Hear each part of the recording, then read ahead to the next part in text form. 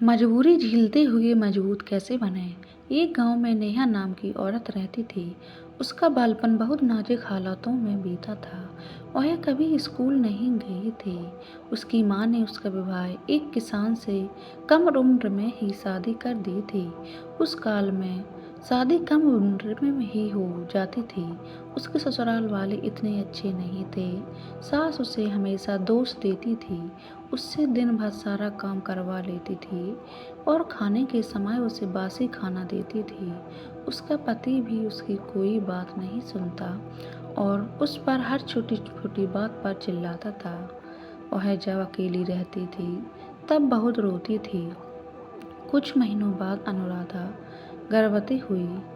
इस वक्त उसे आराम, अच्छा खाना और प्यार और देखभाल की बहुत ज़रूरत थी।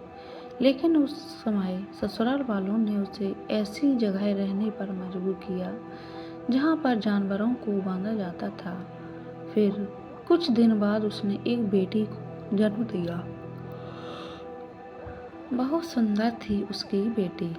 लड़की होने की वजह से घर के सब लोग नाराज थे और उनको लड़का चाहिए था। हो गई लड़की, इसमें नेहा का क्या कसूर था।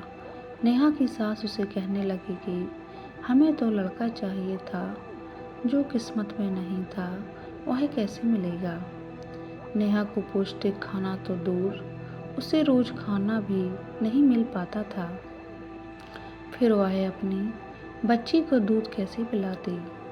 भूख से व्याकुल होकर नेहा को चक्कर आने लगे। एक दिन नेहा उसकी लड़की को लेकर उसके मायके पहुंची और उसने साथ हुए सारे अत्याचार अपने माता पिता को बताए, पर उसके माता पिता ने उसे अपने साथ रखने से इनकार कर दिया। उसके माता पिता उसे फिर से ससुराल जाने के लिए कहने लगे। नेहा की माँ उसे कहा करती है कि अब तेरा मायका तेरा नहीं रहा, अब तेरा ससुराल ही तेरा घर है, तू ससुराल जा। ऐसी बातें सुनकर और चौंक गई और उसको कुछ समझ में नहीं आ रहा था। फिर नेहा अपने मायके से निकलती है और उसको उसके ससुराल जाने की इच्छा नहीं हुई और अनजाने रास्ते पर उसकी बच्ची को लेकर दिन भर वह चलती रही। शाम हो गई, वह प्यास और भूख से व्याकुल भी हो गई। जैसे तैसे रात होने वाली थी, वैसे वैसे उसको डर लगने लगा। उसके पास खाने के लिए कुछ भी नहीं था। चलते चलते वह स्टेशन पर पहुंची। स्टेशन भी उसे सुरक्षित नहीं लग रहा था। उस बुरे किस्म के आदमी घूम रहे थे। उनको देखकर वह बहुत घबरा गई। आखिरकार उसने विचार किया कि सबसे सुरक्षित जगह जो रात को शमशान ही होगा, क्योंकि उधर लुटेरे और डाकू जिंदा तो नहीं आएंगे। अब शमशान में जाने से डरते हैं। फिर वह शमशान की ओर चली गई। उसने इधर उधर देखा तो उसको सब चिताएं जलते हुए दिख रही थीं। कुछ चिताएं जल के ठंडी हो चुकी थीं। जिंदा लोगों से उसे मरे हुए लोगों की दुनिया अच्छी लगी। उसे बहुत जोर से भूख लग रही थी और डर भी लग रहा था। उसकी बच्ची अचानक से जोर जोर से रोने लगी। फिर उसकी बच्ची को देखकर वह भी रोने लगी। नेहा बच्ची से कहने लगी कि शांत हो जा मेरी बच्ची, मैं कैसी माँ हूँ कि मेरी बच्ची की भूख भी नहीं मिटा सकती हूँ। उसने आजू बाजू देखा तो उसे चिता के पास एक आटे का गोला दिखा और उसने उस आटे के गोले से 2 मोटी रोटी बनाई। चिता की लकड़ियों पर उसने वह रोटी को सेकी और खाई। खाने के बाद उसने उस शमशान को प्रणाम किया, क्योंकि शमशान भूमि ने भूख से मर रही उसे और उसकी बच्ची को जीवन दान दिया था। इस प्रकार नेहा सुबह स्टेशन पर रहती थी और रात को चोरों डाकुओं से बचकर शमशान में उसे उधर जो खाने को मिलता था वह उसे खाकर सो जाती थी। एक दिन सुबह स्टेशन पर वह अपनी बच्ची को एक जगह बिठाकर पास के नल से पानी पीने चली गई। फिर पानी पीने के बाद जब वह वापस आई तब उसकी बेटी उधर नहीं थी। वो रोने लगी और चिल्लाते हुए बोली, हे भगवान, मेरी बेटी को कौन उठाकर ले गया है? उसके बिना मैं क्या ही करूँगी। उसने उसे बहुत ढूंढा पर उसे वह कहीं नहीं मिली। कितने दिन से नेहा अपनी बेटी के लिए रोए जा रही थी। उसकी हिम्मत टूट गई थी जब जब सोचती कि मेरी छोटी सी बच्ची को कैसा लग रहा होगा, वो किस हाल में होगी। ऐसी बातें सोचकर उसका मन बैठ गया। एक दिन उसने देखा कि 4-5 बच्चे स्टेशन पर भीख मांग रहे थे। वह सब अनाथ थे। उनका आगे पीछे ख्याल रखने वाला कोई नहीं था। नेहा को उन अनाथ बच्चों में अपनी बेटी दिखाई देने लगी।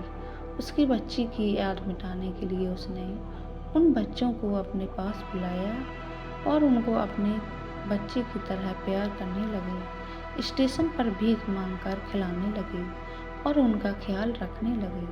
वह सब बच्चे उसको माँ भी कहने लगे और सब बच्चे नेहा के आसपास रहने लगे और धीरे धीरे नेहा के पास 10 से 12 बच्चे रहने लगे। अब वह सब बच्चों की माँ बन गई थी। बच्चों की संख्या बढ़ने के कारण उस छोटे से स्टेशन पर भीख मांगकर गुजारा करना कठिन हो रहा था। नेहा सब बच्चों को लेकर बड़े शहर की ओर चली गई। उधर कई लोगों ने उसको देखा और जाना कि कैसे नेहा अनाथ बच्चों की सेवा करती है। कुछ लोगों ने उसके काम की तारीफ की। कुछ अच्छे लोगों ने पैसे जमा करके उन सब बच्चों को रहने, खाने पीने और पढ़ाई की व्यवस्था की।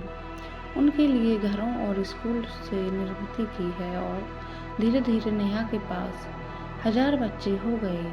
वह सब की माँ थी और वह सब बच्चे उसके खुद के बच्चे बने।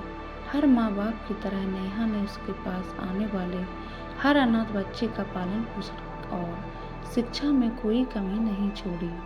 उनमें से कुछ बच्चे डॉक्टर, प्रोफेसर, इंजीनियर और देश के अच्छे नागरिक बने। उन्होंने उनका घर बसाया और उनकी माँ नेहा को कभी नहीं भूले। वह सब माँ से जुड़े रहते थे। नेहा के काम को चारों ओर से प्रसिद्धि मिली। उसे शहर में उनके अनुभव बताने के लिए बुलावा आने लगा।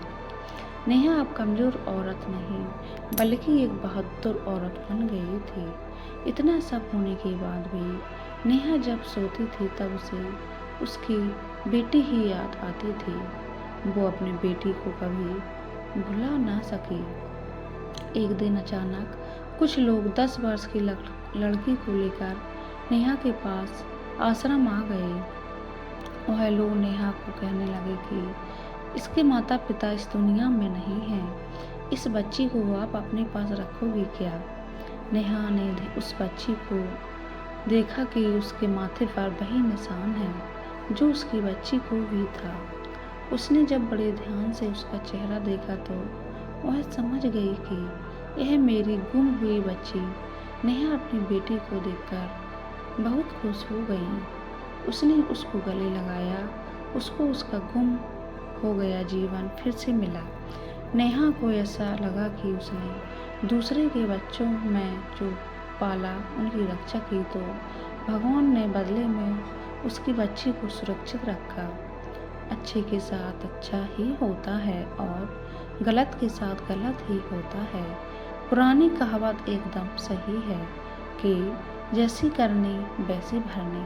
नेहा ने अनाथ बच्चों को पाला पोसा और उन्हें पढ़ा लिखा कर काबिल बनाया।